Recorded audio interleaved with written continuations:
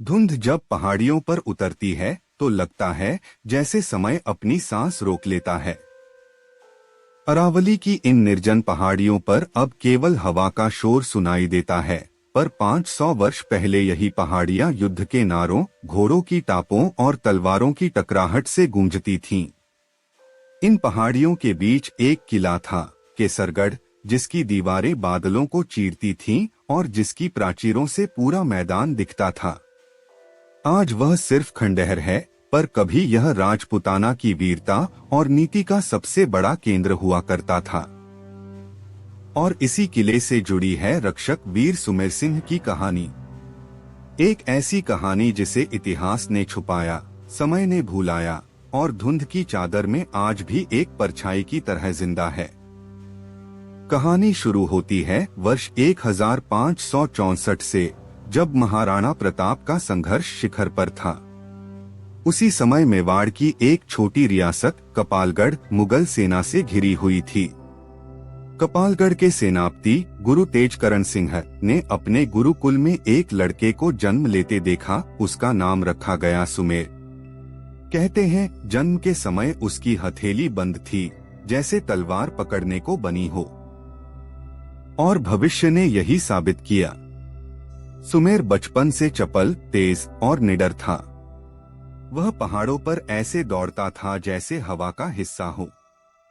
16 की उम्र में उसने अपने पिता की तरह मेवाड़ी अस्त्र शास्त्र विद्या में महारत हासिल कर ली। गुरु तेजकरण ने कहा था, यह लड़का एक दिन कपालगढ़ ही नहीं, राजपुताना की भी ढाल बनेगा। किसे पता था कि ये शब्द कितने सत्य होंगे। वर्ष 1580 मुगल सेना ने कपालगढ़ के आसपास के छोटे किलों को कब्जे में लेना शुरू किया। उनका लक्ष्य था केसरगढ़, क्योंकि केसरगढ़ का कब्जा मतलब पूरा पर्वतीय मार्ग उनके हाथ में आ जाना। मुगल सेना का नेतृत्व कर रहा था कुतुबुद्दीन शाह, जो रणनीति और छल का माहिर था।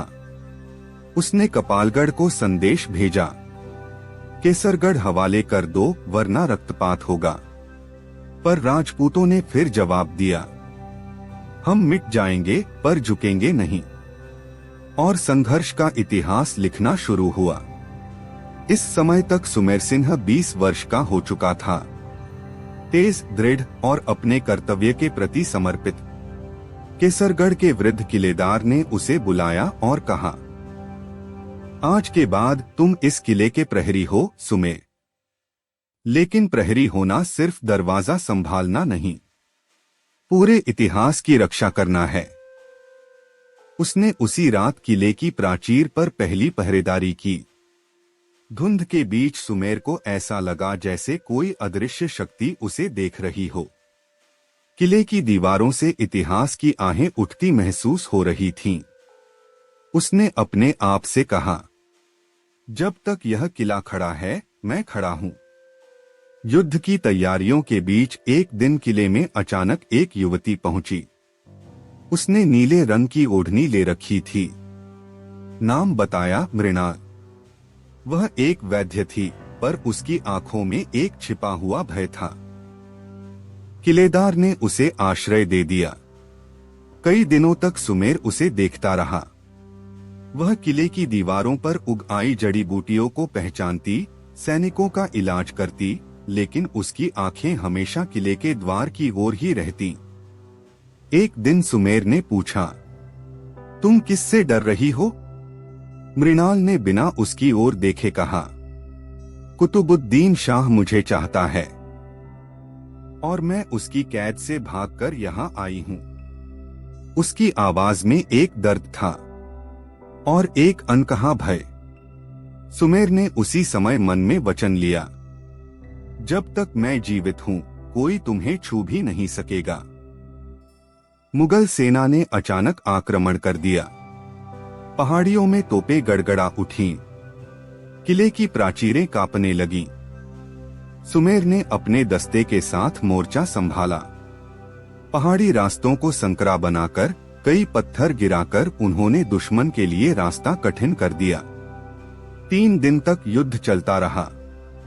मुगल सेना किले के पास पहुंच गई। और अब निर्णायक हमला होना था।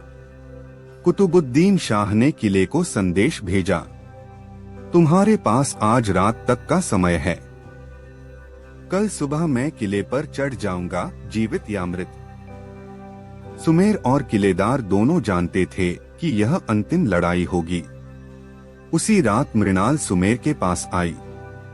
उसके हाथ कांप रहे थे। सुमेर, क्या हुआ? उसने पूछा। किले में एक सुरंग है जिसे सिर्फ किलेदार और उसके परिवार वाले जानते थे। कुतुबुद्दीन शाह को भी इसके बारे में पता है और वह कल सुबह इसी रास्ते किले में घुसेगा। सुमेर का माथा ठंडा पड़ गया। मतलब दुश्मन सामने से नहीं, पीछे से हमला करेगा।